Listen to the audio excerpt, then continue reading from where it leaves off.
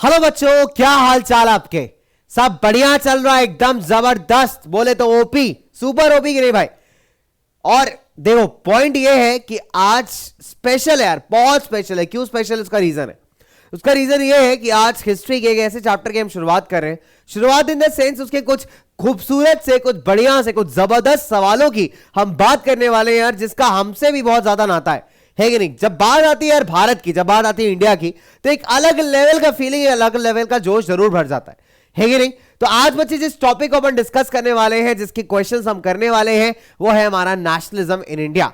तो स्वागत है आप सबका आपके अमेजिंग प्लेटफॉर्म, आपके अपने प्यारे प्लेटफॉर्म और आपके अपने पीडब्ल्यू फैमिली के अंदर। मैं हूं कुणाल भाई, आपका सारथी, आपका फ्रेंड, आपका दोस्त और आपका मेंटोर इस अगले 30-45 मिनट की जर्नी में, जहां पे मैं करने वाला हूं आपके साथ बहुत सारी बातें, बहुत सारी discussions with respect to nationalism in India chapter और उससे जुड़े कुछ इंपॉर्टेंट सवाल। ठीक है, अब सवाल बच्चे ये है, जैसे मैं हमेशा कहता हूं कि अगर चैप्टर के हर एक लाइन को सवाल बना दिया जाए तो फिर वो इंपॉर्टेंट नहीं रह जाती। ठीक है, मैंने बहुत बार देखा है लोगों को, बच्चों को, कि क्या करते हैं कि बुकें उठाते हैं और बुक उठा करके पूरे बुक में हाइलाइटर चला देते हैं, हरे कलर के, येलो कलर के, पिंक कलर के। बेटा अगर हर एक पैराग्राफ पे हम हाइलाइटर चला देंगे तो फिर उस पूरे चैप्टर का एकदम निचोड़ निकालने का फायदा ही क्या हुआ? है ना, कोई फायदा नहीं है, मेरे हिसाब से तो बिल्कुल नहीं है कि नहीं। चले, तो इसीलिए बच्चों आपके लिए कंप्लीट चैप्टर का निचोड़ कुछ सवालों के अंदर, कुछ क्वेश्चंस के अंदर लेकर के एक बार दोबारा से मैं आ चुका हूं भाई, in your most important questions topic, that is nationalism in India. बच्चे एक ऐसा चैप्टर था जो बीच में कुछ टेक इश्यूज के चलते थोड़ा सा आप तक नहीं पहुंच पाया, लेकिन आई हैव मेड श्योर कि यार आप तक ये जरूर पहुंचे। तो चलिए भाई, क्योंकि हमारे पास समय कम है और समय सबसे इंपॉर्टेंट है, सबसे कीमती है, तो इस कीमती समय को बिना नष्ट करते हुए स्टार्ट करते हैं हमारा आज का एक जबरदस्त वाला टॉपिक, एक जबरदस्त वाला मजेदार वाला इंटरेक्शन। चलिए, तो शुरुआत होती है यार हिस्ट्री की बात, और डेट्स की बात ना की जाए तो मजा तो नहीं आएगा, है ना। तो शुरुआत होगी भाई हमारे आज के डेट्स की। अब सवाल यह उठता है कि सर कौन सी डेट जरूरी है। जैसे मैंने हमेशा कहा कि बच्चों सारी डेट्स नहीं याद करनी है, कुछ स्पेसिफिक डेट्स हैं जो आप याद करिए। पिछले सालों में भी देखा गया है जो डेट रिलेटेड क्वेश्चंस आए हैं वो आपके एनसीईआरटी के गिवन डेट चार्ट से ही पूछे गए हैं। ऐसा नहीं करेगा कि आपसे ऑल टुगेदर एकदम बाहर की कोई डेट उठा के पूछ ले जिसका आप जवाब ना दे पाओ। ठीक है, चलिए आगे बात करते हैं। देखिए, सबसे इंपॉर्टेंट अगर हम बात करें 1917 से लेकर के 1919 तक की डेट्स बहुत इंपॉर्टेंट है। इसके दो रीजन है। पहली बात, अगर आप देखेंगे 1917 वो साल है जहां पे गांधी जी चंपारण सत्याग्रह करते हैं। फिर 1918 वो साल है जहां पे खेड़ा और अहमदाबाद होता है, और 1919 वो साल है जहां पे आपका राउलेट एक्ट आता है। तो इस हिसाब से 1917 से लेकर के 1919 के जो 4 इवेंट्स हैं वो आपके बहुत ज्यादा इंपॉर्टेंट है। 17-18 में 3 इवेंट्स, यानी गांधी जी के 3 जबरदस्त सत्याग्रह। कौन कौन से? चंपारण, खेड़ा, अहमदाबाद। और उसके बाद अगर हम बात करें तो 1919 का राउलेट एक्ट और साथ ही साथ जलियांवाला बाग। ठीक है, तो जलियांवाला बाग भी इक्वली इंपॉर्टेंट है बच्चे, दैट इज ऑफ 1919। और 1919 से एक और चीज स्पेशल है, वो है खिलाफत कमेटी का फॉर्मेशन, जो कि मार्च 1919 में बॉम्बे के अंदर फॉर्म हुई थी। तो इसलिए बच्चे ये आपका जो डेट है 1917 से 1919, ये अल्टीमेट इंपॉर्टेंट हो जाता है। ठीक है, फिर आपका एक डेट आता है 1921, जिसमें गांधी जी ने नॉन कॉपरेशन की शुरुआत की थी। ठीक है, फिर उसके बाद आपका बच्चे एक और इंपॉर्टेंट डेट आता है फरवरी 1922, जिसमें चौरी चौरा इंसिडेंट हुआ था। गांधी जी ने आपका जो कहते हैं नॉन कॉपरेशन को विड्रॉ किया था। एक डेट जो यहां पे नहीं दी गई है वो है आपकी 1923। क्यों जरूरी है? उसका रीजन है क्योंकि कई बार ये सवाल पूछा गया है कि 1923 में स्वराज पार्टी जो थी किसमें फॉर्म की थी, या स्वराज पार्टी का फॉर्मेशन कब हुआ था। तो 1923 स्वराज पार्टी CR दास और मोतीलाल नेहरू। ठीक है, CR दास और मोतीलाल नेहरू। तो बच्चे कहीं ना कहीं ये बहुत इंपॉर्टेंट वाला डेट है। तो मैंने आपको कौन कौन से डेट्स बताए, एक बार फटाफट से दोहराइएगा मेरे साथ। पहला मैंने आपसे कहा 1917 से 1919, बेटा यही सेशन पे याद कर लेंगे, पीछे के लिए नहीं रखना है, इसलिए इंपॉर्टेंट है, यही पे याद करना है। 1917 और 1918 क्यों फेमस है बेटा? गांधी जी आए हैं, गांधी जी ने आके रौला मचा दिया। कहने का मतलब है 3 सत्याग्रह कर डाले। कौन कौन से? चंपारण में किया, खेड़ा में किया और अहमदाबाद में किया। राउलेट भैया नाराज हो गए, 1919 में अपना राउलेट एक्ट आया। गांधी जी ने उसका अगेंस्ट भी सत्याग्रह करने का ट्राई किया, हालांकि वो उतना सक्सेसफुल नहीं हुआ था। तो 1919 से हमें 2 बातें और याद आती है कि जनरल डायर और जलियांवाला बाग। ठीक है, और इसके अलावा खिलाफत कमेटी का फॉर्मेशन 1919 में मार्च के अंदर, बॉम्बे शहर के अंदर। ठीक है, तो ये कुछ इवेंट्स है 1917 से 1919 के जो आपको याद रखने। इसके अलावा अगर मैं बच्चों आपसे बात करूं तो 1921 की मैंने आपसे बात की कि 1921 जरूरी है क्योंकि नॉन कॉपरेशन खिलाफत का लॉन्च हुआ था। फिर अगर हम बात करें 1922 चौरी चौरा इंसिडेंट, इसका एग्जैक्ट डेट है 4 फरवरी 1922। ठीक है, 4 फेब 1922, जिसके बाद गांधी जी ने डिसाइड किया कि नॉन कॉपरेशन को विड्रॉ कर लेते हैं। 1923 इंपॉर्टेंट है क्योंकि 1923 में स्वराज पार्टी का फॉर्मेशन हुआ है, जिसको फॉर्म किया है सिया दास और मोतीलाल नेहरू ने। इस सवाल को पिछले कुछ सालों में कई बार पूछा गया है आपके एग्जाम्स के अंदर, इसलिए डेट इंपॉर्टेंट है ये। फिर अगर मैं बात करूं बच्चों आपको, तो दिसंबर 1929 का लाहौर सेशन जो कि काफी इंपॉर्टेंट है, दिसंबर। उसके बाद अगर हम बात करें 1930 का डिप्रेस क्लास एसोसिएशन, जिसका फॉर्मेशन हमारे अंबेडकर साहब ने किया था। ठीक है, तो डिप्रेस क्लास एसोसिएशन से 1 मार्क का क्वेश्चन बहुत बार पूछा गया है। लाहौर सेशन ऑफ कांग्रेस से पूर्ण स्वराज रेजोल्यूशन से 1 मार्कर आपसे बहुत बार पूछा गया है, इसलिए इंपॉर्टेंट हो जाती हैं आपकी दोनों के दोनों डेट्स। फिर एक डेट्स का जिक्र जिसमें नहीं किया गया है वो यहां पे 1931 है। अब मैं 1931 में प्रायोरिटी दूंगा गांधी इरविन पैक्ट को, 5 मार्च 1931। ठीक है, प्रायोरिटी हम देंगे यहां पे गांधी इरविन पैक्ट को 5 मार्च 1931 को। ठीक है, 5 मार्च 1931 गांधी इरविन पैक्ट। ठीक है, क्यों प्रायोरिटी दे रहा हूं उसके पीछे एक रीजन है। उसके पीछे रीजन ये है बेटा, गांधी इरविन पैक्ट का जो सवाल है वो दिल्ली स्टेज 1 एनटीएससी में भी आया था, आपके बोर्ड एग्जामिनेशंस में भी बहुत बार आया है। तो 5 मार्च 1931 का जो आपका डेट है बच्चे, इसलिए बहुत ज्यादा इंपॉर्टेंट है। तो पहली बात तो ये कि बच्चा ये वो डेट्स हैं जिनको याद रखना जरूरी है। इसके अलावा कांग्रेस के जितने भी सेशन हुए हैं, जितनी भी मीटिंग्स हुई है इंपॉर्टेंट, उसका रिलेटेड क्वेश्चन आपका मैप वर्क में आता है। तो आपका मैप वर्क हिस्ट्री का तो देखिए बहुत आसान हो जाता है। ठीक है, चलिए अब आगे बात करते हैं, यहीं पे थोड़ा सा आगे बढ़ते हैं बच्चों। अब एक बार क्या है कि जब आगे बढ़ ही रहे हैं तो क्वेश्चन रोड मैप बना लिया जाए। जैसे मैंने आपको नेशनलिज्म यूरोप में क्वेश्चन रोड मैप बना के दिया था, आपको बताया कि बेटा इस टॉपिक को इतने नंबर के लिए पढ़ लो जिससे आपका टाइम सेव हो जाएगा और टाइम के साथ साथ आप थोड़ा बेटर प्रोडक्टिविटी निकाल पाओगे। पता चला 1 नंबर के क्वेश्चन को तुम 5 नंबर में प्रिपेयर करके आ रहे हो और लिख भी 5 पॉइंट रहे हो, मिलना तुम्हें 1 ही नंबर है। इससे क्या करोगे, टाइम वेस्ट करोगे एग्जाम टाइम पे अपना। ठीक है, सीबीएसई कह रहा है 80 वर्ड्स में आंसर लिखना है, तुमने 80 की जगह 280 में लिख दिया। बेटा उस 280 का कोई वैल्यू नहीं है। क्यों, सीबीएसई आपसे कह रहा है 80 से 100 वर्ड्स में आंसर लिखो, आप 100 वर्ड्स एक्स्ट्रा क्यों लिख रहे हो भाई? वो आपका टाइम कंज्यूम कर रहे हैं। ऐसा नहीं हो रहा कि उसके लिए तुम्हें 2 नंबर एक्स्ट्रा देगा, नहीं देगा भाई। तो अभी क्या प्रैक्टिकल तरीके से सोचते हैं, बिल्कुल प्रैक्टिकल, जो एग्जाम का डिमांड है उसी के हिसाब से चलेंगे। ठीक है, चलिए तो एक क्वेश्चन रोड मैप मैं आपके लिए बना रहा हूं, ध्यान दीजिएगा इस पे। ठीक है, क्वेश्चन रोड मैप, इसमें हम लोग क्या करते हैं बेटा, इसमें हम लोग कुछ टॉपिक्स लेते हैं प्रीवियस ईयर के एनालिसिस के बेसिस पे, देखते हैं कि कितने नंबर में कौन सा टॉपिक पूछा जा सकता है। ठीक है, तो इसमें अगेन वही सिस्टम बना लेंगे अपना, 1 मार्कर बना लेंगे बेटा। यहां पे 1 मार्क का हो गया, 2 मार्क का हो गया,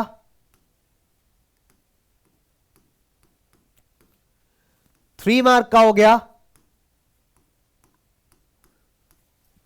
4 मार्क हो गया बच्चों, और आपका 5 मार्कर हो गया। ठीक है, इसको केस बेस्ड रख लेते हैं। चलिए अब पहली बात आती है 1 मार्कर में। 1 मार्कर में आपसे क्या क्या सवाल पूछ सकता है, क्या पूछेगा क्या नहीं पूछेगा। ठीक है, चलिए तो 1 मार्कर में आपसे सबसे पहले सत्याग्रह मूवमेंट्स पूछ सकता है,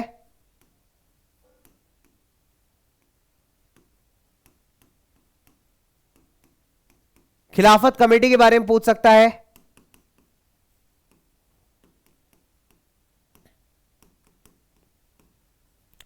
पुनः पैक्ट पूछ सकता है बच्चों, डेट रिस्पेक्टिव। ठीक है, इसके अलावा बच्चे आपसे पूछ सकता है फॉर एग्जांपल अगर मैं बात करूं यहां पे, तो जो हमारा कल्चर वाला पार्ट है, कल्चर वाला पार्ट जिस वहां पे जब सिंबल्स की बात कर रहे हैं भारत माता वाली, ठीक है, तो कल्चर वाले पार्ट से मैं बता देता हूं, यहां पे कल्चर वाले पार्ट से सिंबल्स रिलेटेड वहां पे आपसे 1 मार्कर पूछ सकता है बच्चों। ठीक है, depressed class association date based पूछ सकता है, डेट बेस्ड हमने ऑलरेडी पीछे कर लिए कि क्या हो सकते हैं डेट बेस्ड। तो 1 मार्कर के जो पॉइंट्स बनते हैं बच्चों यहां से मेजरली इन टॉपिक्स से बनते हैं। ठीक है, चलिए इसके अलावा अगर मैं बात करूं 2 नंबर के क्वेश्चन में आपसे क्या क्या पूछा जा सकता है। 2 नंबर के क्वेश्चन में आपसे 2 या 3 मार्क्स में राउलेट एक्ट पूछ सकता है बच्चों। ठीक है, राउलेट एक्ट पूछ सकता है, चंपारण सत्याग्रह पूछ सकता है, चंपारण सत्याग्रह पूछ सकता है। ठीक है, इसके अलावा अगर मैं बात करूं आपसे, राउलेट एक्ट हो गया, चंपारण सत्याग्रह हो गया, इसके बाद आपसे यह भी पूछ सकता है कि cause of withdrawal of NCM, withdrawal of NCM, non cooperation क्यों विड्रॉ किया। ठीक है, तो बच्चे कुछ मेजर टॉपिक्स हैं जिससे आपसे ये क्वेश्चन बना सकता है भैया 2 नंबर में। बेसिक 2 से 3 पॉइंट्स आप यहां लिख करके आ जाएंगे, आपको नंबर मिल जाएगा। ठीक है, बहुत सिंपल है बच्चे, बहुत सिंपल लॉजिक है। 3 नंबर के क्वेश्चन में क्या पूछ सकता है आपसे, 3 नंबर एक अच्छा सवाल है जिससे मैक्सिमम क्वेश्चन यहां पे फॉर्म होते हैं। ठीक है, 3 नंबर के अंदर पहला तो आपसे पूछ सकता है कि हाँ आप ये बताइए कि फॉर एग्जाम्पल की लाइक नॉन कॉपरेशन को कैसे अनफोल्ड किया जाए स्टेजेस में। एक सवाल आता है आपको जहां गांधी जी कहते हैं the non cooperation movement should unfold in stages, clear cut 3 points NCERT के अंदर उसमें। ठीक है, तो वहां से 3 नंबर का क्वेश्चन आपसे पूछ सकता है, NCM should unfold in stages,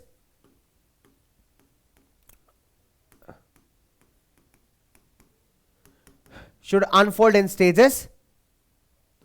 ठीक है, ये वाला क्वेश्चन आपसे पूछ सकता है। इसके बाद पूछ सकता है Swaraj in the plantations,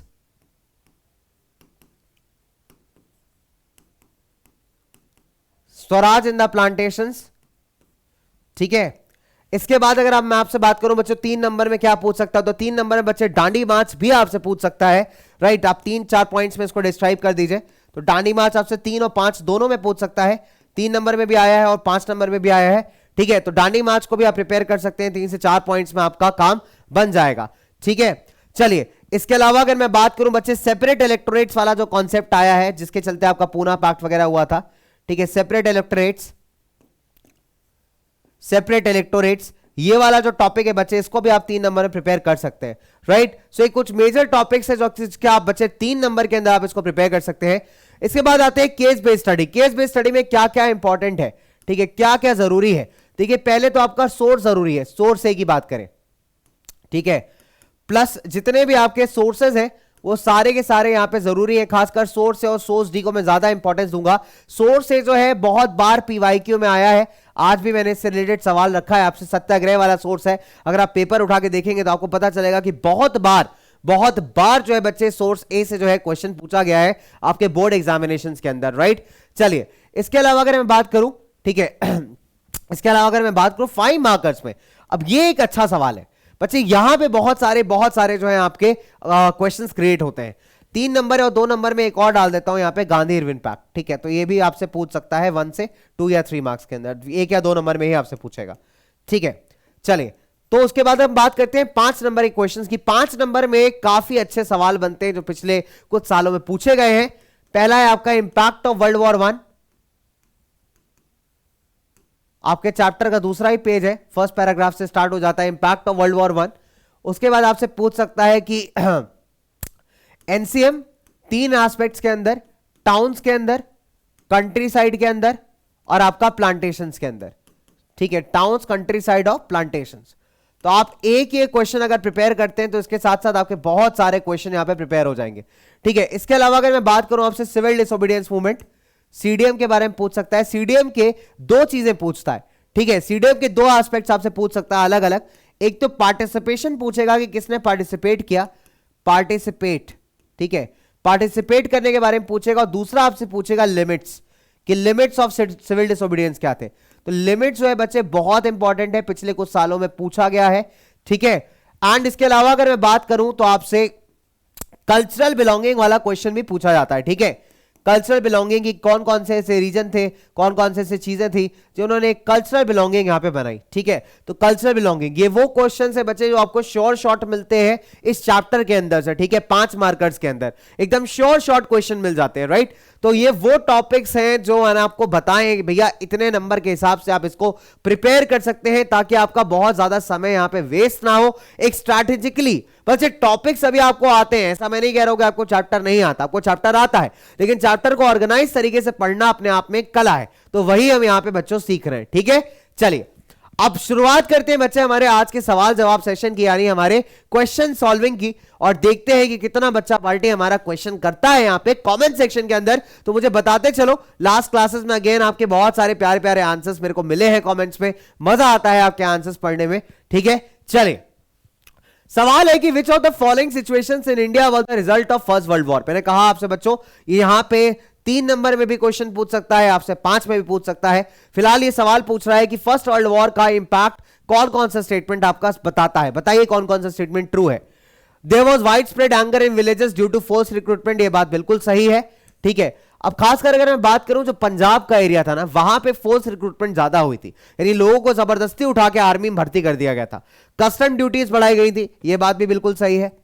income tax को बढ़ाया गया था, यह बात भी बिल्कुल सही है। तो इस हिसाब से सारी की सारी बातें जो है यहां पे बच्चा बिल्कुल करेक्ट है। तो all of the above is correct. अगर 3 नंबर में क्वेश्चन आता है तो आप इन 3 पॉइंट्स के साथ भी जा सकते हैं। 5 नंबर में आता है तो आप बताएंगे कि डिफेंस एक्सपेंडिचर इंक्रीज, ठीक है, and to finance the defence expenditure custom duties were raised, income tax was introduced. ठीक है, फिर 12 to 13 मिलियन पीपल पेरिश्ड, है ना, as a result of epidemic and famines. तो वो सारे पॉइंट्स भी आप ऐड कर देंगे तो आपका 5 नंबर का क्वेश्चन यहां पे क्रिएट हो जाएगा।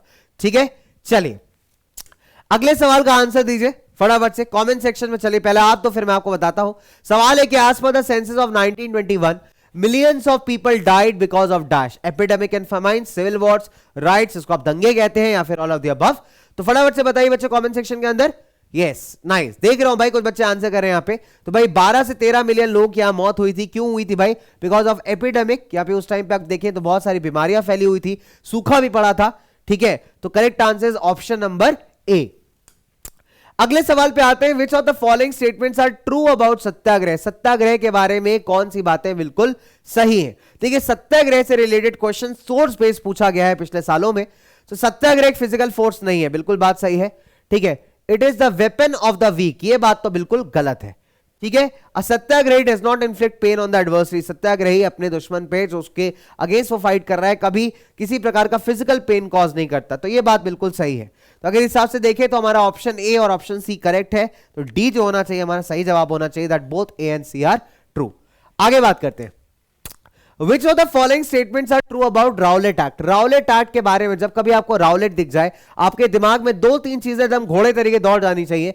पहला चीज है इसका साल 1919। ठीक है, इसका नाम राउलेट क्यों है? इसका नाम राउलेट इसलिए है क्योंकि भैया यहां पे पहली बात जो इस सेडिशन कमेटी को हेड कर रहे थे उनका नाम था जस्टिस सिडनी राउलेट, जहां से इस कमीशन को अपना नाम मिला, दैट इज राउलेट एक्ट। ठीक है, इस एक्ट को एक्सप्लेन करने के लिए सिर्फ एक लाइन काफी है, दैट इज नो वकील, ठीक है, नो अपील,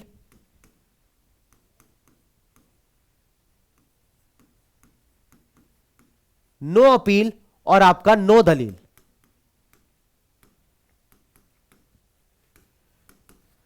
इस एक लाइन से आपको पूरा एक्ट समझ में आ जाएगा बच्चे। नो वकील, नो अपील, नो दलील। वकील कौन होता है? लॉयर होता है। अपील क्या होता है? जब आप रिक्वेस्ट करते हो किसी चीज के लिए। दलील क्या होता है? जब अपनी बात रखते हो। कहने का मतलब यह है कि 1919 में जो राउलेट एक्ट आया उसने पुलिस के हाथ में इतनी पावर दे दी कि अगर आप ब्रिटिश सरकार के अगेंस्ट कुछ भी करते हुए पाए गए तो बिना किसी अपील के, बिना किसी वकील के, बिना किसी दलील दिए आपको सीधा उठा के जेल में डाला जा सकता है 2 सालों तक। यानी इस केस में ना ही कोर्ट में आपका केस चलेगा, ना ही आप वकील कर पाओगे अपने आप को डिफेंड करने के लिए, ना ही आप कोर्ट के डिसीजन से अगर सहमत नहीं हो तो कहीं और अपील कर पाओगे, नहीं अपनी बात को कोर्ट के आगे रख पाओगे। ठीक है, तो यही था आपका काला एक्ट, ब्लैक एक्ट या फिर कहिए राउलेट एक्ट। ठीक है, so it did not give the government powers to repress political activities. जहां पर डिड नॉट लग गया बच्चे, ऑप्शन वहीं से गलत हो गया, पहला तो हो नहीं सकता। It did not allow detention of political prisoners, मैंने कहा डिड नॉट लगा, आंसर वहीं से गलत हो गया। It allowed detention of political prisoners without trial for 2 years, बिल्कुल सही बात है भाई।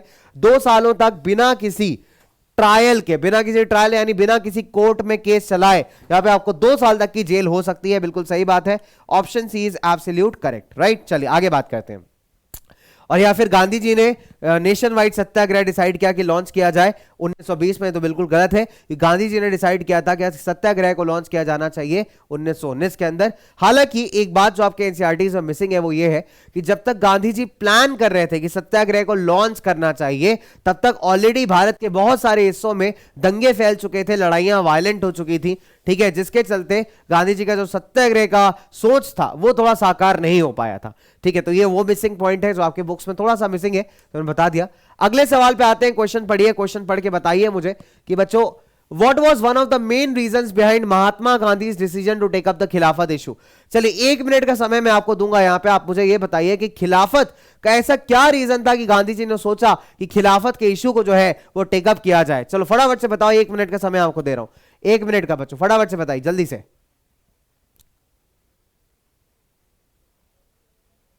चलिए फटाफट से बताइए बच्चों, मैं आपको दे रहा हूं 1 मिनट का समय। कमेंट सेक्शन में आंसर करिए जल्दी से, कमेंट सेक्शन पे आंसर करिए बच्चों। चलिए दैट्स नाइस, तो बहुत सारे बच्चों ने यहाँ पे आंसर कर दिया है मेरे को, बहुत really amazing. So what was one of the main reasons behind Mahatma Gandhi decision to take up Khilafat issue. Reason बहुत सिंपल था बच्चे, ताकि हिंदूज और मुस्लिम्स को यूनाइट किया जा सके, ठीक है। गांधी जी को यह चीज पता थी कि बहुत सिंपल है कि लाइक हमारे जो हिंदूज एंड मुस्लिम्स हैं, जब तक इनको यूनाइट नहीं किया गया तब तक कोई भी आंदोलन बड़ा नहीं हो सकता, ठीक है। तो कोई भी आंदोलन जब तक बड़ा नहीं होगा, जब तक हिंदू मुस्लिम्स को यूनाइट नहीं किया जाएगा। और खिलाफत एक बहुत अच्छा इशू था जहां पे हिंदुओं को और मुसलमानों को साथ में लाया जा सकता था। तो correct answer is option number ए। आगे चलते हैं।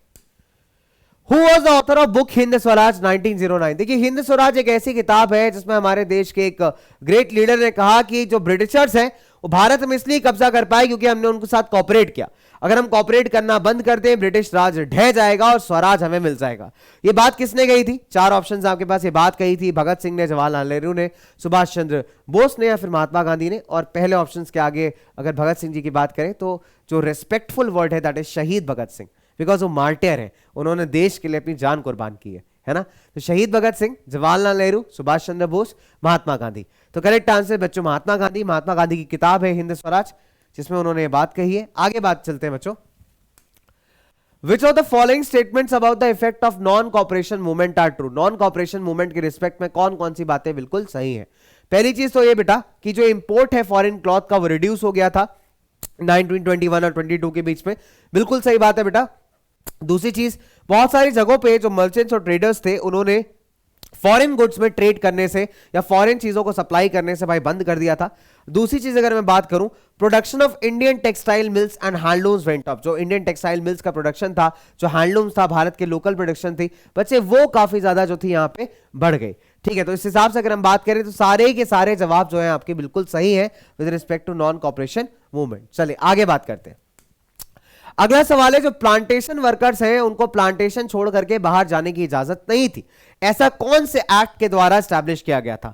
तो बेटा ये एक्ट था आपका इनलैंड इमिग्रेशन एक्ट ऑफ 1859, जिसके चलते जो हमारे प्लांटेशन वर्कर्स हैं उनको प्लांटेशन छोड़ के बाहर जाने के लिए परमिशन नहीं मिलती थी, ठीक है। क्वेश्चन 9 की अगर हम बात करते हैं, देखिए आ गया ना स्वराज पार्टी। क्वेश्चन कहता है स्वराज पार्टी को फॉर्म किसने किया?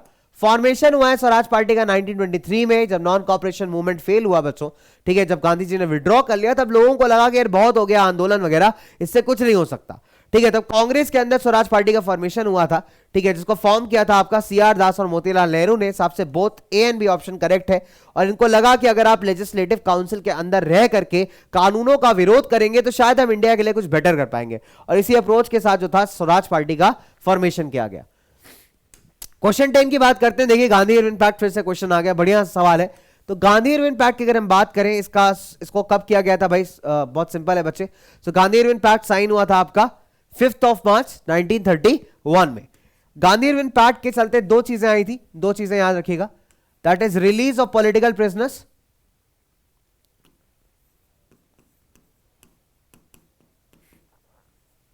प्रिजनर्स, और गांधी अग्रीड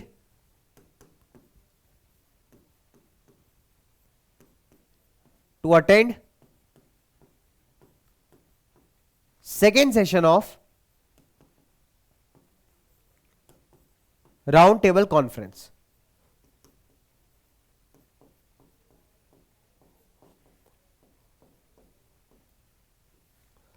ठीक है, बहुत सिंपल है यार कि गांधी जी ने एग्री किया कि भाई second table of session, second of round table conference को यहाँ पे क्या किया जाए, हम अटेंड करेंगे, आप रिटर्न में पॉलिटिकल प्रिजनर्स को जो है यहाँ पे रिलीज करिए। तो दो मेजर पर्सपेक्टिव्स हैं गांधी इरविन पार्ट के। आगे बात करते हैं बच्चे slogan related to the quit India movement. Quit India movement की अगर हम बात करें, भारत छोड़ो आंदोलन 1942, ठीक है, और ये हुंकार लगाई थी भाई हमारे गांधी जी ने, जिसमें इन गांधी जी ने कहा कि डू और डाई, भैया करो या मरो, और अंग्रेजों भारत छोड़ो। ठीक है, तो ऑप्शन सी बच्चे करेक्ट है, यहाँ पे इजी क्वेश्चन था। साइमन कमीशन भारत में कब आया? साइमन कमीशन भारत में अराइव हुआ था in the year 1928, 1928। Simon commission के पीछे की कहानी क्या है? अच्छा क्वेश्चन है, 1 और 3 मार्क्स में दोनों में आ सकता है। डेट पूछेगा तो 1 में आएगा, डिस्क्राइब करेगा तो 3 में आएगा। ठीक है, और पिछले कुछ सवालों में आया भी हुआ है। क्वेश्चन ऐसे आता है, मैं बताता हूं, why was Simon commission boycotted in India? Bharat में इसका बॉयकॉट क्यों किया गया? देखिए बहुत सिंपल सा रीजन है। देखिए साइमन कमीशन का बैकड्रॉप समझिए। 1919 में जब केल्सफोर्ड रिफॉर्म्स आए, ठीक है, 1919 हालांकि आपके सिलेबस में नहीं है, लेकिन मैं एडिशनली बता देता हूं आपको। तो उसमें प्रॉमिस किया गया कि आने वाले 10 सालों में, 10 साल बाद एक रॉयल कमीशन सेटअप किया जाएगा जो भारत भेजा जाएगा, ताकि वो एनालाइज कर सके भारत का पॉलिटिकल सिचुएशन क्या है और भारत के एडमिनिस्ट्रेशन में अगर कुछ जरूरी चेंजेस हैं तो उनको इंट्रोड्यूस किया जा सके। अब देखिए क्या है, 1928 एक ऐसा ईयर है जहां ब्रिटेन में चुनाव होने वाले हैं। अब चुनाव में आपको पता है राजनीति एक ऐसी चीज है कि पार्टी को चाहे कुछ भी करना पड़ जाए चुनाव जीतने के लिए, अपने वोटर्स को मनाने के लिए वो कर देती है। तो उस टाइम की जो टोरी गवर्नमेंट थी वहां पे, ठीक है, उन्होंने क्या किया, तो 1 साल पहले ही कमीशन बना के भारत भेज दिया, ताकि जो प्रॉमिस किया गया था, जनता को जो बताया गया था, प्रोमिस को क्लेम किया जा सके, फुलफिल किया जा सके। लेकिन हुआ ये कि जब ये साइमन कमीशन भारत आया, ठीक है, तो साइमन कमीशन जब भारत आया तो इसमें मजे की बात तो ये थी कि भारत के लिए कानून बनाने आए हो और एक भी भारतीय इसमें नहीं है, तो इसको बॉयकॉट किया साइमन गो बैक के नारों से। मुस्लिम लीग ने भी किया, इंडियन नेशनल कांग्रेस ने भी किया, क्योंकि एक भी इंडियन इस कमीशन के अंदर नहीं था। अच्छा मजे की बात एक और है, कई बार अगर इतिहास पढ़े, हिस्ट्री पढ़े आप, तो उसमें यह भी पता चलता है कि भैया इनसे पूछा गया कि आपने भारतीयों को क्यों नहीं रखा। अब ये कहते हैं कि हमने बहुत देखा, we looked far and wide, but हमें एक भी भारतीय ऐसा वर्दी लगा ही नहीं जिसको हम कमीशन में रख सके, तो हमने खुद ही कर लिया। अब भाई इसके चलते बहुत सारे ऐसे लोग थे जिनको बड़ी गुस्सा आई, तो उन्होंने अपनी अपनी रिपोर्ट बनाई। जैसे हमारे मोतीलाल नेहरू ने 1928 में एक नेहरू रिपोर्ट का गठन किया, नेहरू रिपोर्ट। अब वो नेहरू रिपोर्ट ऐसा भी माना जाता है कि हमारे भारतीय संविधान का, कॉन्स्टिट्यूशन का प्रीकर्सर है। अब बहुत सारे ऐसे प्रोविजंस जो हैं, कई जगह रिजर्वेशन सिस्टम्स के जो प्रोविजंस हैं, वो भी आपको आगे चल के भारतीय संविधान में दिखते हैं। तो उसका बहुत सारा आप कह सकते हैं ना, एक मिरर इमेज आपको इस नेहरू रिपोर्ट 1928 में जो कि पेश की गई थी, बच्चों बनाई गई थी, इसमें भी देखने को मिलता है। हालांकि नेहरू रिपोर्ट अगेन मैंने कहा आपके कोर्स में नहीं है, तो हम बहुत ज्यादा डिटेल में नहीं जाएंगे, बट इसका बैकड्रॉप आपको समझना जरूरी है कि सर साइमन कमीशन के साथ प्रॉब्लम क्या थी। ठीक है, चलिए आगे बढ़ते हैं। क्वेश्चन नंबर 13 की बात करते हैं। पूना पैक्ट को साइन कब किया गया, किसके बीच साइन किया गया था? पूना पैक्ट को बच्चे साइन किया गया था बी.आर. अंबेडकर, महात्मा गांधी के बीच। ठीक है, तो both A and B correct है यहाँ पे। पूना पैक्ट का एक मोटा मोटा मैं आपको बता देता हूं। देखिए क्या है कि जो अंबेडकर साहब थे, उन्होंने 1930 में डिप्रेस क्लास एसोसिएशन का फॉर्मेशन किया। ठीक है, तो वो दलित्स के लिए पॉलिटिकल राइट्स आते थे। अब गांधी जी हमारे थोड़े इमोशनल आदमी है, उन्होंने कहा कि यार ऐसे आप अलग अलग राइट्स मांगोगे, देश विभाजित हो जाएगा, अंग्रेज यही चाहते हैं। लेकिन बहुत सिंपल था कि अंबेडकर साहब को एक चीज पता थी कि जब तक पॉलिटिकल राइट्स नहीं दिए जाएंगे तब तक इनका समाज में उद्धार नहीं हो सकता, कुछ इनका बढ़िया नहीं हो सकता। अब इस केस में सेपरेट इलेक्टोरेट एक ऐसा डिमांड है जो ब्रिटिशर्स के लिए बिल्कुल नुकसानदायक नहीं है, क्योंकि उनके लिए तो फायदा है, क्योंकि वो यूनिटी को तोड़ रहे हैं इंडियंस की। ठीक है, अब क्या है कि यहां पे सेपरेट इलेक्टोरेट्स की डिमांड में एक प्रॉब्लम थी। अंबेडकर साहब का कहना था कि एक पर्टिकुलर एरिया से एक दलित बंदा ही खड़ा होगा और दलित ही उसको जो है वोट करेगा। गांधी जी इस बात पे बिल्कुल नहीं माने। फाइनली नेगोशिएशंस हुआ, Gandhi ji fast and to death पे चले गए यरवड़ा की जेल में। ठीक है, फाइनली जो था नेगोशिएशन किया गया और इस बात को स्वीकार किया गया कि सेपरेट इलेक्टोरेट तो होगा, यानी स्पेशल सीट्स को रिजर्व किया जाएगा दलित मेंबर्स के लिए, लेकिन उनको वोट डालने वाले जो है वो कॉमन लोग होंगे। ठीक है, तो सेपरेट इलेक्टोरेट होगा, लेकिन बच्चे सेपरेट सीट्स होंगी, लेकिन जो कास्ट करने, जो वोटिंग डालने वाले वोटर्स होंगे वो कॉमन होंगे। ठीक है, तो इस बात पे फाइनली आपका पूना पैक्ट को साइन किया जाता है। राइट, तो करेक्ट आंसर इज आपका both A and B, doctor B R. Ambedkar और महात्मा गांधी के बीच में। आगे बात करते हैं, आइडेंटिफाई द कांग्रेस सेशन। आपको इस पूरे पॉइंटर से कांग्रेस का सेशन पहचानना है। ठीक है, सेशन कहता है कि पूर्ण स्वराज रेजोल्यूशन को लिया गया था जवाहरलाल नेहरू की लीडरशिप में। हमको पता है बच्चे पूर्ण स्वराज कब लिया गया है, 1929 में। कहां पे लिया गया है? आपके Lahore session of the Congress में। Option A is correct. और कहीं ना कहीं बच्चे इसमें डिसाइड किया गया था कि आने वाली 26 जनवरी 1930 को हम लोग इंडिपेंडेंस डे के रूप में, प्लेज के रूप में ऑब्जर्व करेंगे। और यहां पे डिसाइड किया गया कि अब पूरी कंप्लीट इंडिपेंडेंस चाहिए, डोमिनियन स्टेटस से काम नहीं बनेगा। ठीक है, चलिए आगे बात करते हैं बच्चों। क्वेश्चन नंबर 15 पे आते हैं। Choose the event that comes first in the chronological order. तो आप क्रोनोलॉजी समझिए, ठीक है। आपको यहां पे पहला इवेंट वो चूज, आपको ये बताना है कि इनमें से सबसे पहला इवेंट कौन सा हुआ, ठीक है। तो यहां पे आ जाता है आपका डेट्स का खेल। देखिए, हमको इतना पता है कि गांधी भैया जो थे, हमारे गांधी जी 1915 में जब वापस आए तो उन्होंने आने के बाद जो धमाकेदार किया था वो था चंपारण मूवमेंट। ठीक है, अब देखिए क्या इसमें कहीं चंपारण है, तो सत्याग्रह इन चंपारण मिल गया भैया, ये हो गया अपने पास। रावलेट इसके बाद है, ये हमको पता है। डू और डाई तो बिल्कुल बाद में, क्योंकि डू और डाई आता है क्विट इंडिया में, तो बहुत बात की बात हो गई। खिलाफत कमेटी भी बाद में ही फॉर्म हुई है। तो इस हिसाब से देखें तो गांधी जी का सबसे माइंड ब्लोइंग जिसको कहते हैं प्रोजेक्ट है वो आपका चंपारण सत्याग्रह। तो इस हिसाब से क्रोनोलॉजी अगर हम देखेंगे तो चंपारण आ जाता है 1917 में, ठीक है। यह आ जाता है 1919 के अंदर, डू और डाई आ जाता है 1942 के अंदर, और खिलाफत आ जाता है आपका 1919 में। तो इस हिसाब से चंपारण जीत गया। Correct answer is option B. Chronology में अरेंज करेंगे तो सबसे पहले आपका चंपारण आएगा। ठीक है, चलिए आगे बात करते हैं बच्चे क्वेश्चन नंबर 16 की। असर्शन रीजन, मेरा फेवरेट क्वेश्चन और बहुत सारे बच्चों के जीवन का दुख कि सर ये असर्शन रीजन खत्म काहे नहीं होता सर, है ना, ये दुख खत्म काहे नहीं होता सर, बहुत सारे जीवन का दुख है ना। मैंने आपको क्या तरीका बताया एआर सॉल्व करने का। सबसे पहले चेक करिए क्या दोनों स्टेटमेंट्स करेक्ट है। अगर दोनों करेक्ट है बच्चे तो आपके ऑप्शन सी और डी एलिमिनेट हो जाएंगे। फिर हमें क्या बोलना है कि असर्शन के आगे लगाना है वाई, ठीक है। इसका रीजन ढूंढना है, क्यों ऐसा क्यों हुआ।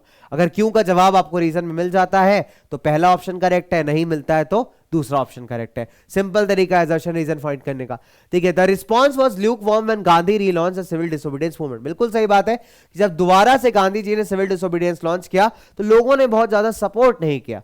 दूसरी बात आती है, रीजन ये था कि मैनी डिड नॉट पार्टिसिपेट, क्योंकि उनकी डिमांड्स जो थी पहले फेज ऑफ सीडीएम में अनफुलफिल्ड रही थी। तो बच्चे ये स्टेटमेंट भी बिल्कुल सही है कि बहुत सारे ऐसे लोग थे जिनकी डिमांड्स जब पहला फेज आया सीडीएम का, सिविल डिसोबीडियंस मूवमेंट का, तो उसमें पूरी नहीं हो पाई। ठीक है, तो स्टेटमेंट हमारे सही है, दोनों सही है भैया, ठीक है।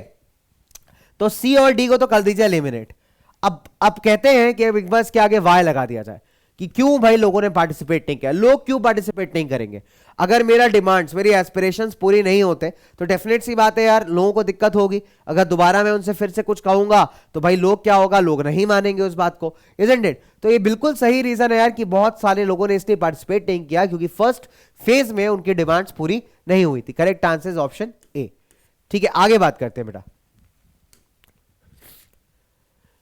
आ गया ना भैया साइमन कमीशन का क्वेश्चन। तो मैंने आपसे यही कहा कि 3 या फिर 5 नंबर में सवाल को पूछा जा सकता है। ठीक है, तो ये क्वेश्चन आया हुआ है, पीवाईक्यू है, पिछले सालों में पूछा गया है, इंपॉर्टेंट है। चलिए आगे बात करते हैं। What was Simon commission, why was it boycotted. देखिए पहली सिंपल सी बात है, एक स्टैट्यूटरी कमीशन था, ठीक है, जिसको सर जॉन साइमन के अंडर सेटअप किया गया था, जिससे कि भारत के अंदर जो एडमिनिस्ट्रेटिव रिफॉर्म्स है उनको रिव्यू किया जा सके और कोई अगर चेंजेस है तो बताया जा सके। साइमन कमीशन जब भारत में आया 1928 में तो उसको किस तरीके से ग्रीट किया गया, गो बैक साइमन। सारी पार्टीज, कांग्रेस और मुस्लिम लीग को इंक्लूड करके इन्होंने डेमोन्स्ट्रेशन में पार्टिसिपेट किया। क्यों किया? क्योंकि उसमें एक भी इंडियन मेंबर नहीं था। ठीक है, बहुत सिंपल सी बात है।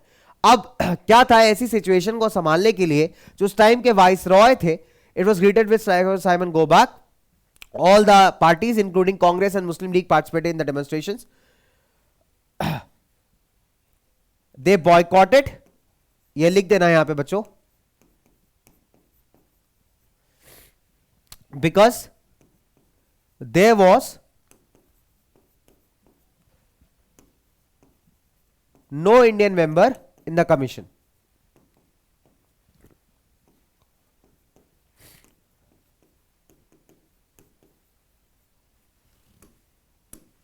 इन द कमीशन, ठीक है। इसको चाहो तो आप सेपरेट पॉइंट के फॉर्म में भी लिख सकते हो। ओके, तो इसको चाहो तो आप सेपरेट फॉर्म के पॉइंट के फॉर्म में भी लिख सकते हो, आपका 5 पॉइंट्स बन जाएंगे। ठीक है, तो भाई सिंपल सी बात है बच्चों, गांधी जी जो थे, गांधी छोड़िए, लॉर्ड इरविन की बात करते हैं। लॉर्ड इरविन ने लोगों को शांत करने के लिए एकदम खतरनाक लॉलीपॉप फेंका। लॉलीपॉप क्या था भाई? लॉलीपॉप बहुत सिंपल था कि हम इनको हम कहते हैं लॉर्ड इरविन का वेग ऑफर, वेग मतलब बेकार का, यूजलेस ऑफर, ठीक है। इन्होंने कहा कि हम आप जो है सेकंड सेशन अटेंड करिए राउंड टेबल कॉन्फ्रेंस का, हम आपको डोमिनियन स्टेटस देंगे किसी भी समय। कब देंगे नहीं बताया। डोमिनियन का मतलब इंटरनल मैटर्स आप संभाल सकते हो, एक्सटर्नल ब्रिटिश के हाथ में रहेगा, ठीक है। कब देंगे नहीं बताया। लोगों ने इनको लात मार के भगा दिया, उन्होंने कहा कि भैया ऐसे घटिया ऑफर्स अपने पास रखो, ठीक है। चलिए अगला सवाल आता है यहां पे बच्चा, the meaning of Swaraj was different for different people. आपको नॉन कॉपरेशन मूवमेंट को समझाना है टाउन्स के अंदर, ठीक है। अगेन 3 और 5 मार्कर्स में क्वेश्चन आ सकता है। पॉइंटर्स में लिखिएगा इस तरीके से, सब हेडिंग डाल के लिखिएगा, बच्चे नंबर पूरे मिलेंगे। हेडिंग डालेगा मूवमेंट इन टाउन्स, पॉइंटर्स लिखिएगा, ठीक है। चलिए अब टाउन्स के अंदर क्या था, बहुत सारे जो आपके टीचर्स थे, स्टूडेंट्स थे, कॉलेजेस के पढ़ने वाले बच्चे थे, लॉयर्स थे, सब अपना काम धंधा छोड़ के बॉयकॉट करने आ गए, ठीक है। इनफैक्ट अगर हम बात करें जो काउंसिल इलेक्शंस होने वाले थे लेजिस्लेटिव काउंसिल में, उसको भी बॉयकॉट किया गया, एक्सेप्ट मद्रास। मद्रास में एक जस्टिस पार्टी थी बच्चे, दलित्स की पार्टी थी, पार्टी ऑफ नॉन ब्राह्मण्स कह सकते हैं, दलित्स की पार्टी थी, तो इन्होंने कांग्रेस को यहां पे सपोर्ट नहीं किया, राइट। सो सिंपल सी बात है बच्चों। उसके बाद अगर हम बात करें तो इंपैक्ट जो था नॉन कॉपरेशन का बहुत ज्यादा दिखने लगा था, क्योंकि जब फॉरेन क्लॉथ को बॉयकॉट किया गया, लिकर की जो दुकानें थी, अल्कोहल शॉप्स थी, उनके एंट्रेंसेस को जो ब्लॉक किया गया, तो आप देख सकते हैं कि फॉरेन क्लॉथ का जो इंपोर्ट था वो इतना कम हो गया कि बच्चे जो उसका वैल्यू था वो 102 करोड़ से ड्रॉप होकर सिर्फ 57 करोड़ हो गया। और इसका फायदा किसको मिला, इसका फायदा मिला हमारी लोकल इंडस्ट्रीज को, ठीक है। अब बहुत सारे ऐसी जगह थी जहां पे मर्चेंट्स एंड ट्रेडर्स ने फॉरेन क्लॉथ को खरीदना बेचना इन सब से मना कर दिया। इसके रिजल्ट क्या हुआ कि भाई जो हमारे लोकल प्रोड्यूसर्स थे उनको बहुत ज्यादा इंपैक्ट हुआ, बहुत ज्यादा हेल्प आउट हुआ। लेकिन ये मूवमेंट धीरे धीरे फेल हो गया। क्यों फेल हुआ टाउन्स के अंदर? उसका रीजन था कि पहली बात तो ये कि आपने लोगों को उनके जॉब्स, उनके काम धंधे, उनके स्कूल छुड़वा दिए, लेकिन क्या आपके पास ऑल्टरनेटिव है? क्या ऑल्टरनेटिव इंडियन इंस्टीट्यूशन है? तो जवाब है नहीं, बहुत स्लो थे वो, ठीक है। तो जब उनके पास ऑल्टरनेटिव बचा नहीं तो लोग अपने काम पे स्कूल्स में वापस चले गए, ठीक है। खादी आप कह रहे खादी पहनिए, बट खादी इतना एक्सपेंसिव है, पुअर आदमी अफोर्ड नहीं कर सकता, तो ultimately they went back to the British mill made goods, ठीक है। तो आप कह सकते हैं कि स्टार्टिंग तो बहुत बढ़िया थी लेकिन अंत उतना बढ़िया नहीं हुआ। अब सेम स्टेटमेंट के साथ मैं आपको एक और क्वेश्चन पूछ रहा हूं कि आप एक्सप्लेन करिए the meaning of Swaraj was different for different people. इस बार आपको कंट्री साइड का एग्जांपल देते हुए इस क्वेश्चन को एक्सप्लेन करना है, ठीक है। तो अच्छा टॉपिक है, कई बार इंडिविजुअल पूछता है, कई बार मिला के पूछता है। कंट्री साइड में दो एस्पेक्ट्स हम बात करेंगे। पहला हम बात करेंगे बाबा रामचंद्र की, दूसरा हम बात करेंगे अल्लूरी सीताराम राजू की। अगर आप बाबा रामचंद्र की बात करते हैं बच्चे, तो यहां पे ये सन्यासी थे जो कि इंडेंचर्ड लेबर थे पुराने जमाने में और वापस आए थे फिजी से काम करके। तो यहां पे मूवमेंट किसके अगेंस्ट था? ताल्लुकदार और लैंडलॉर्ड्स की तरफ, जो कि बहुत ज्यादा high amount of rent charge कर रहे थे फार्मर्स से। फार्मर्स चाहते थे कि यहां पे रेंट को जो है क्या कहते हैं कम किया जाए, बेकार मजदूरी को बंद किया जाए। और ऐसा भी होता था कि कई बार इनको बिना नोटिस दिए ये जो बेचारे फार्मर्स रेंट पे जमीनें लेकर के काम करते थे, इनको जमीनों से भगा दिया जाता था। तो वहां पे एक सिक्योरिटी दी जाए कि एक सर्टेन अमाउंट के लिए इनको भगाया नहीं जाएगा। ये इनके कुछ मेजर अधिकार थे, मेजर राइट्स थे जिसके लिए फाइट कर रहे थे। साथ ही साथ ऐसे लैंडलॉर्ड्स, ऐसे जमींदार जो कि बहुत बुरी तरीके से पेश आते हैं लोगों के साथ, उनका सोशल बॉयकॉट किया जाए, उनको बेसिक सर्विसेज से भी काफी ज्यादा बच्चे दूर रखा, जैसे नाई धोबी बंस ऑर्गेनाइज किए गए थे। लेटर ऑन अगर हम बात करें, बाबा रामचंद्र ने औध किसान सभा को सेटअप किया था, इनके साथ जवाहरलाल नेहरू भी जुड़ गए थे। तो कुल मिलाकर के एक बच्चा बड़ा बास मूवमेंट था, लेकिन बहुत सारे एरियाज में ये मूवमेंट वायलेंट हो गया, इसलिए कांग्रेस ने कभी ऑफिशियली इस मूवमेंट को सपोर्ट नहीं किया, ठीक है। इसके बाद बात आती है बच्चे ट्राइबल एरियाज में। ट्राइबल एरियाज में ये क्वेश्चन ऐसे भी आ सकता है, आपको यहां पे दे देगा और कहेगा डिस्कस, ठीक है। तो मैं यहां पे एक और पॉसिबिलिटी आपको बता रहा हूं कि tribal pageants interpreted the message of Mahatma Gandhi and the idea of Swaraj in yet another way, discuss और एलैबोरेट द स्टेटमेंट और एक्सप्लेन द स्टेटमेंट, ठीक है। अगर ऐसा आपके पास आ जाए या बोल दे explain the statement with reference to non cooperation movement, अगर ऐसा सवाल आ जाए तो आपको बच्चे 8 पॉइंटर्स में आंसर लिखना है। याद कर लीजिएगा, गुदम हिल्स ऑफ आंध्र प्रदेश में जो अल्लूरी सीताराम राजू वाला रिवॉल्ट है, आपको वो एक्सप्लेन करना है, ठीक है। तो यहां पे लीड कर रहे थे भाई Alluri Sitaram Raju. Militant movement spread हो गया था। राजू जो थे बच्चे बड़े इंटरेस्टिंग फिगर है, ठीक है। उन्होंने आप कह सकते हैं बच्चों की बहुत सिंपल वे में लोगों को बताया कि भाई मैं भगवान का अवतार हूं, है ना। और अवतार होने के साथ साथ अगर मैं बात करूं, मैं मेरे पास मैजिकल पावर्स है, मैं लोगों को हील अप कर सकता हूं, मैं लोगों को ठीक कर सकता हूं। तो इस तरीके की चीजें उन्होंने बोली, ठीक। गांधी जी के बहुत बड़े फैन थे, हालांकि उनको लगता था कि जो उनके अधिकार हैं वो वायलेंट तरीके से ही पाए जा सकते हैं। तो एज ए रिजल्ट बच्चों उन्होंने जो था गुरिल्ला वॉरफेयर स्टार्ट किया, यानी छुप के वार करना, ठीक है। और यहां पे हुआ यह था कि फॉरेस्ट लॉस के बाद जो थे यहाँ के जो लोगों का मूवमेंट था, लाइवलीहुड था, बहुत ज्यादा डिस्टर्प्टेड था, ठीक है। तो बहुत सिंपल सी बात है बच्चों, इसलिए यहां पे भाई अल्लूरी सीताराम राजू ने इस पूरे मूवमेंट को लीड किया। हालांकि इनको 1924 में पकड़ के ब्रिटिशर्स ने एग्जीक्यूट कर दिया था। ठीक है, अगला सवाल देखते हैं बच्चे। सॉरी, कंट्री साइड हो गया हमारा। ओके, सो ये वाला सवाल भी बच्चों आया हुआ है, अच्छा क्वेश्चन है पीवाईक्यू का, 3 और 5 नंबर में आपसे पूछ सकता है। ठीक है, 3 और 5 में आपसे पूछ सकता है। क्वेश्चन क्या है, workers too had their notion of workers too had their own understanding of Mahatma Gandhi and the notion of swaraj discuss. इस टाइप के स्टेटमेंट्स आपको दे देगा। तो जब वर्कर्स की बात आएगी, अंडरस्टैंडिंग ऑफ महात्मा गांधी की बात आएगी, आपको क्या एक्सप्लेन करना है बेटा, आपको एक्सप्लेन करना है प्लांटेशन वर्कर्स वाला केस। ठीक है, अब कभी भी जब इस तरीके के सवाल आते हैं, कभी भी जब स्टेटमेंट बेस्ड क्वेश्चन आते हैं, बेटा ट्राई किया करिए कि आपके आंसर की शुरुआत उस स्टेटमेंट से हो या फिर आपके आंसर का कंक्लूजन उस स्टेटमेंट से हो। जरूरी है, आप एग्जामिनर को बताइए कि मैंने स्टेटमेंट को एक्सप्लेन किया है। ठीक है, जरूरी है, और चाहे तो आप अंडरलाइन भी कर सकते हैं। Workers too had their own understanding, पहला क्वेश्चन का ही लाइन उठा के मैंने यहां पे लिखा, पॉइंट बनाया, बताया कि भैया मैं इसके बारे में बात कर रहा हूं। ठीक है, फिर मैंने कहा कि for plantation workers in Assam, freedom का मतलब था कि आराम से प्लांटेशन के बाहर जा सके, बाहर आ सके, अंदर बाहर कर सके, अपने गांव जा सके, वहां पे जाके कल्टीवेशन कर सके। इनलैंड इमिग्रेशन एक्ट के अंदर अगर मैं बात करूं 1859 के, तो ऐसे सारे जो मूवमेंट्स थे बच्चे बिल्कुल रेस्ट्रिक्ट हो गए थे। तो जब गांधी जी के स्वराज के बारे में इन्होंने सुना, तो जब उनको पता चला कि नॉन कॉपरेशन मूवमेंट चल रहा है, तो बहुत सारे वर्कर्स ने लॉस को, अथॉरिटीज को डिफाई करके यहां से भागने का प्रयत्न किया। उन्होंने सोचा कि गांधी राज आ रहा है, अब उनको अपने खुद के गांव में जमीनें मिलेंगी। लेकिन सिंस जो था कि बीच में स्ट्राइक चल रही थी, तो कभी भी अपने डेस्टिनेशन नहीं पहुंच पाए, और बीच में ही पुलिस ने पकड़ करके इनको बहुत बुरी तरह पीट करके वापस प्लांटेशन में भेज दिया। ठीक है, चलिए अगला सवाल आता है बच्चे, सॉल्ट मार्च डिस्कस करिए और बताइए कि why it was an effective symbol of resistance against colonialism. दो जगह से क्वेश्चन आया है, आपके एनसीईआरटी से आया है प्लस आपके पीवाईक्यू से आया है, और ये सवाल बहुत बार आया है, इसलिए डबल स्टार मार्क कर रहा हूं इस क्वेश्चन पे, कई बार क्वेश्चन पूछा गया है। ठीक है, देखिए महात्मा गांधी को लगा कि सॉल्ट एक इतना पावरफुल सिंबल है जिसको रिच आदमी, गरीब आदमी सब एक साथ जो है यहां पे यूज करते हैं। तो उन्होंने क्या किया, अलग अलग क्लासेस के डिमांड्स को क्लब करके वाइसरॉय इरविन को एक लेटर लिखा और कहा कि अगर आप हमारी डिमांड्स को नहीं मानते तो हम एक सिविल डिसोबीडियंस मूवमेंट लॉन्च करेंगे, एक सॉल्ट मार्च लॉन्च करेंगे। ठीक है, अब अरविंद तो नालायक आदमी था, उसने माना ही नहीं। गांधी जी का सिंपल सा मतलब था कि सारी क्लासेस को एक साथ मिला करके, एकजुट करके इस मूवमेंट में लाया जाए। ठीक है, सबसे इंपॉर्टेंट जो डिमांड थी इसमें बच्चों वो ये था कि सॉल्ट को अबॉलिश किया जाए। भाई 1880s के आसपास एक एक्ट आया था जिसने ब्रिटिश कंपनियों को मोनोपोली दे दी थी कि आप ही जो है सॉल्ट मैन्युफैक्चर कर पाएंगे और डिस्ट्रीब्यूट कर पाएंगे और बेच पाएंगे, और सॉल्ट पर टैक्स लगा दिया गया था। तो लोग चाहते थे कि इस टैक्स को जो है बच्चों खत्म किया जाए। तो महात्मा गांधी ने अपने 78 ट्रस्टेड वॉलंटियर्स के साथ अपने आश्रम से जो था ये मार्च स्टार्ट किया। कहीं 240 माइल का ये मार्च था बच्चों। ठीक है, 10 माइल्स पर डे ये लोग चलते थे, जहां भी गांधी चलते लोगों को बताते कि स्वराज क्या है। फाइनली 6 अप्रैल को जब ये दांडी पहुंचे तो इन्होंने समुद्र से नमक बना करके नमक आंदोलन जो था, नमक का जो लॉ था उसको ब्रेक किया। ठीक है, और साथ ही साथ इसके चलते बहुत सारे जो पार्ट्स है हमारे देश के वहां पे सेम तरीके की एक्टिविटीज हुई, और साथ ही साथ आप कह सकते हैं कि सिविल डिसोबीडियंस मूवमेंट का जो ऑफिशियल बिगुल था वो ऑलरेडी पूरे देश में फूक चुका था। राइट, इन्हें ऑफिशियल रूप से आप कह सकते हैं कि सिविल डिसोबीडियंस मूवमेंट पूरे देश में वाइड स्प्रेड तरीके से फैल गया। ठीक है, अब सिविल डिसोबीडियंस को अगर हम बात करें, नॉर्थ में जो थे बहुत एक्टिव थे आपके खान अब्दुल गफ्फार खान, उनको कई बार फ्रंटियर गांधी भी कहते हैं। ठीक है, चलिए आगे बात करते हैं बच्चों। क्वेश्चन नंबर 22 कहता है कि why did the different social groups join the civil disobedience movement. ठीक है, पार्टिसिपेशन वाला क्वेश्चन है, मैंने आपको बताया था 5 नंबर के लिए जरूरी सवाल है, पार्टिसिपेशन भी करेंगे, लिमिट्स भी करेंगे। ठीक है, बहुत अच्छा, बहुत इंपॉर्टेंट क्वेश्चन है। तो अगर आपको ऐसे बोलता है कि why did different social groups, तो आपको पार्टिसिपेशन वाला पॉइंट एक्सप्लेन करना है।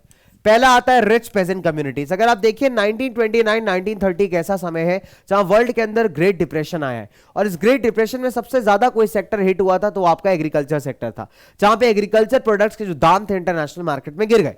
अब जो हमारे रिच पेजेंट कम्युनिटीज है, लाइक पाटीदार हो गए, आपके जाट हो गए यूपी के, तो इनको जो गिरते हुए प्राइजेस थे इनके क्रॉप्स के, उसके चलते जो रेंट देने में दिक्कत थी वो बहुत ज्यादा हो रही थी। लेकिन ब्रिटिश सरकार मान नहीं रही थी, इनसे उतना ही टैक्स वसूल रही थी। अब इनका बहुत सिंपल सा पॉइंट है कि इनको चाहिए कि भैया हमारे टैक्सेस को कम किया जाए। तो इनके लिए जो स्वराज की फाइट थी, स्वराज का लड़ाई था, वो सिंपल था कि इनके टैक्सेस को रिड्यूस किया जाए, इसलिए सिविल डिसोबीडियंस मूवमेंट में कूद गए। राइट, ठीक है बच्चों, चलिए अब इसके बाद अगर हम बात करते हैं पुअर पेजेंट्स ने क्यों ज्वाइन किया। पुअर पेजेंट्स ने इसलिए ज्वाइन किया क्योंकि उनको लगता था कि जो अनपेड रेंट है, कई सारे ऐसे हमारे पुराने किसान थे, बेचारे गरीब किसान थे जिन्होंने रेंट पे जमीनें ले रखी थी और खेती बाड़ी कर रहे थे, लेकिन सिंस एग्रीकल्चर प्राइसेस मैंने अगेन बताया कि काफी ज्यादा हिट हो चुके थे, ठीक है, डिप्रेशन के चलते। सो इससे हुआ क्या कि इनके लिए बड़ा मुश्किल हो गया उन रेंट को पे ऑफ करना, उन रेंट को देना, ठीक है। तो इन्होंने चाहा कि भैया इसके लिए कांग्रेस इनको सपोर्ट करे और जो सरकारें हैं, जो जमींदार हैं, वो जो है बच्चे इनके रेंट्स को माफ करते, लेकिन ऐसा हुआ नहीं। कांग्रेस जो थी इस प्रकार के इश्यूज को बिल्कुल नहीं उठाना चाहती थी। क्यों नहीं उठाना चाहती थी? क्योंकि अगर वो ऐसा करती तो उसके बहुत सारे जो मेंबर्स थे, जिनके नोन थे, जो ऑलरेडी जमींदार थे, वो उनको ज्यादा गुस्सा दिलाते थे, ठीक है। और कांग्रेस बिल्कुल नहीं चाहती थी कि ऐसे लोगों को गुस्सा आए जो इनका सपोर्ट छोड़ के चले जाए, राइट बच्चों। तो इस हिसाब से कांग्रेस ने इन मूवमेंट्स को सपोर्ट नहीं किया। फिर अगर हम बात करें बच्चों तीसरा, that is business class. Same question चल रहा है बच्चे, तीन अलग अलग मैं बता रहा हूं। बिजनेस क्लास के लिए स्वराज वो था जब उनके बिजनेस एक्टिविटीज पे रोक ना लगाई जाए, ठीक है। क्यों हुआ था कि भाई जो हमारी कॉलोनियल सरकार थी उसने बिजनेस एक्टिविटीज पे बहुत ज्यादा रोक लगा लिया था। आप ये कह सकते हैं जो ब्रिटिश कंपनीज थी वो उनकी मोनोपोली थी ट्रेड के ऊपर, और जिसके चलते हमारे इंडियन बिजनेसमैन जो थे बहुत सफर करते थे। अब इसी को रिस्पेक्ट करने के लिए, इसी इंटरेस्ट को बनाने के लिए जो इंडियन इंडस्ट्रियल कमर्शियल कांग्रेस को सेटअप किया गया था 1920 में, ये 1 मार्क में इंडिविजुअली आपसे पूछा जा सकता है, और FICCI की शुरुआत की गई थी 1927 के अंदर। मेजर इंडस्ट्रियलिस्ट आपके पुरुषोत्तम दास ठाकुर दास है, जिन्होंने भाई कॉलोनियल कंट्रोल को अटैक किया था, क्रिटिसाइज किया था भारतीय इकोनॉमी के ऊपर, इंडियन ट्रेड के ऊपर, ठीक है। इस वजह से इन्होंने बच्चे सिविल डिसोबीडियंस को सपोर्ट किया। तो बहुत सारे लोगों ने इंपोर्टेड गुड्स को खरीदना बेचना जो था बिल्कुल कंप्लीटली बंद कर दिया, उन्होंने कहा हम नहीं सपोर्ट करेंगे।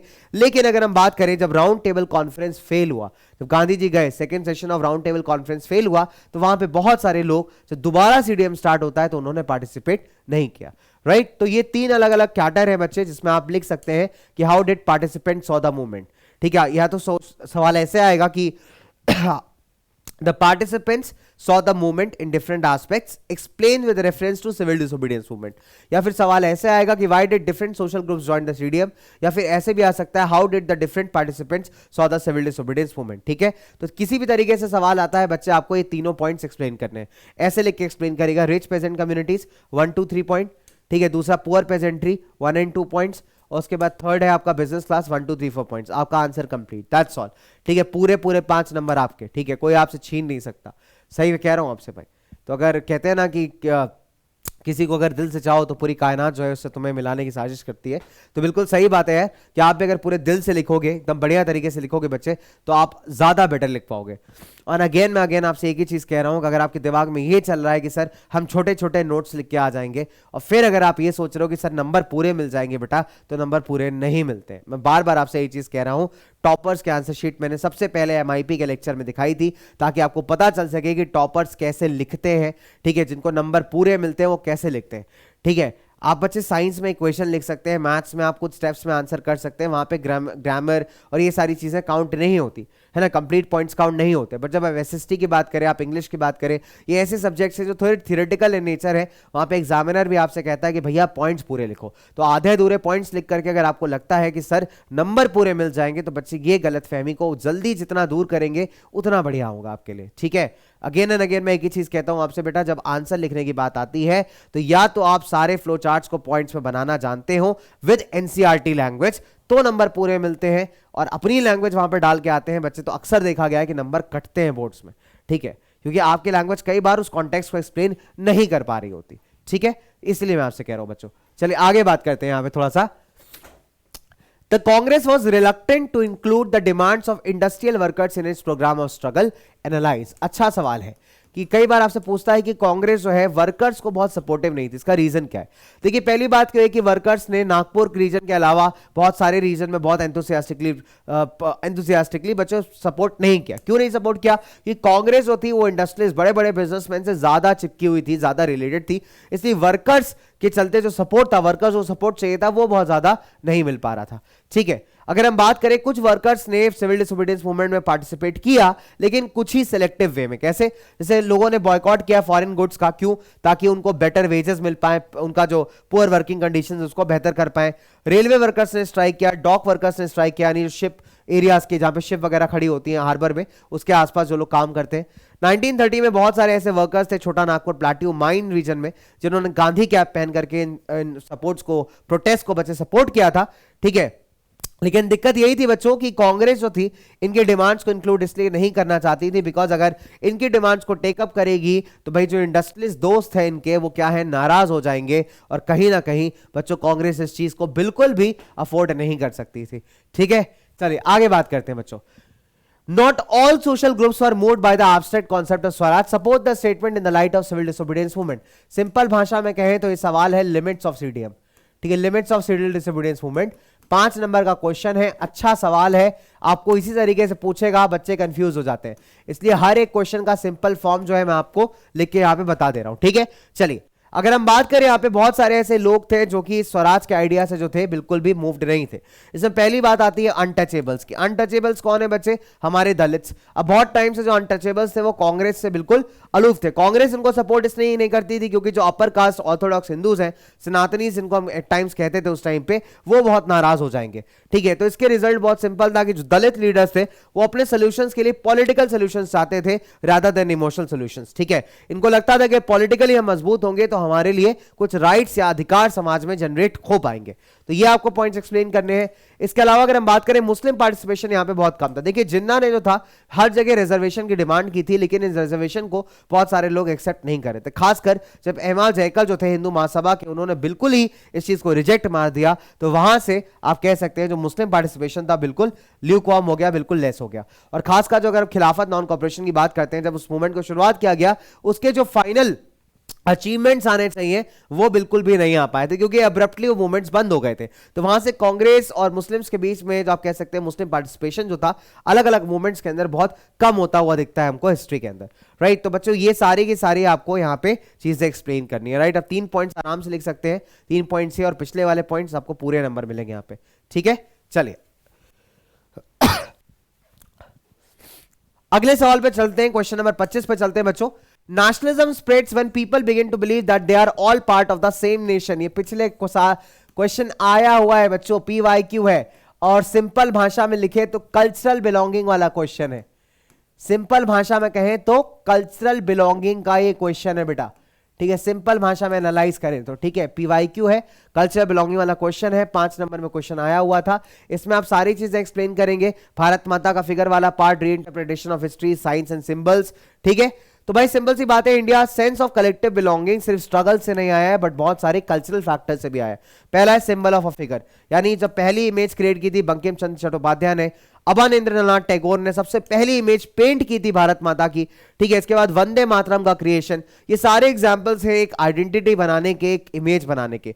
भारतीय फोकलोर के बारे में आप लिख सकते हैं कि किस तरीके से रविन्द्रनाथ टैगोर ने फोकलोर्स को कलेक्ट किया। मद्रास में नतेशा शास्त्री ने पूरा बुक पब्लिश किया था, the folklores of southern India, उसका एग्जाम्पल आप यहां पे बच्चों दे सकते हैं।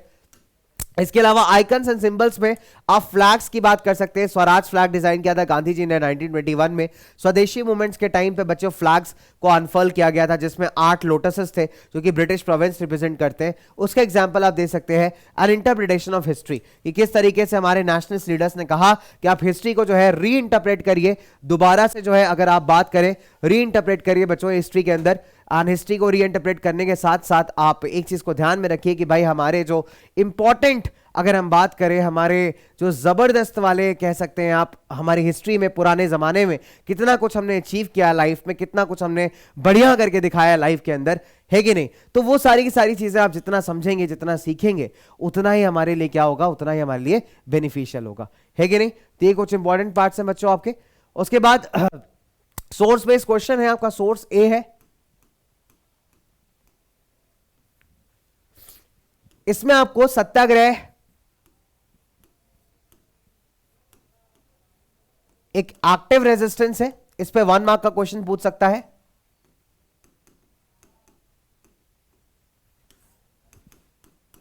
ठीक है, इसके अलावा अगर हम बात करें बच्चों, सत्याग्रह का एक्सप्लेनेशन पूछ सकता है आपसे।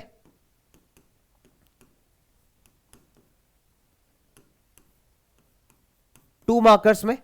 ठीक है,